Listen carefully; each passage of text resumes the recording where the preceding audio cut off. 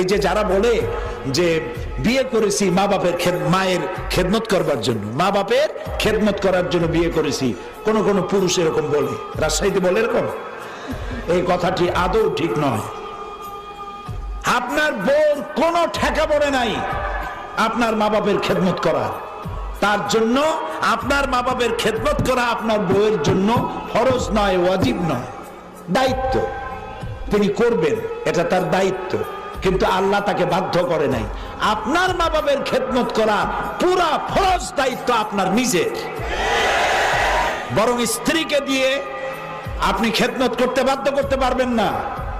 আপনি তাকে অনুরোধ করবেন, সে খেদমত করবে, এটা দায়িত্ব, করেও থাকে আমাদের দেশে, কিন্তু আপনি ওই কথা বলবেন না।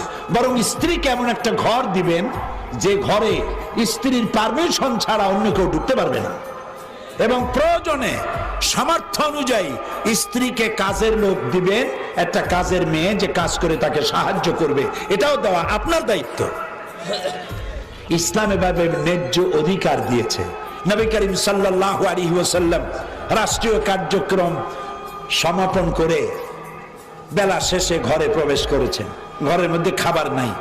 হযরত আয়েশা বলেন রাদিয়াল্লাহু তাআলা আনহা, আমি ঘরে নাই কিছু, রান্নাবো কি? যা ছিল কুড়ায় কাছায়া একত্রিত করে রান্না করতেছি, দেরি হয়ে গেছে। রাসূল ক্ষুধার্ত, ঘরে ঢুকে আমার দিকে রান্না হয় নাই এই দৃশ্য দেখে ভ্রু কুঞ্চিত করেন নাই, মুখ মলিন করেন নাই, চোখ মোটা করেন নাই, আমাকে ধমক দেননি, বরং আমার কাছে বসে আমার রান্নার কাজে আল্লাহ রসুল বিশ্ব নবী আমাকে রান্নার কাজে সহযোগিতা করেছে।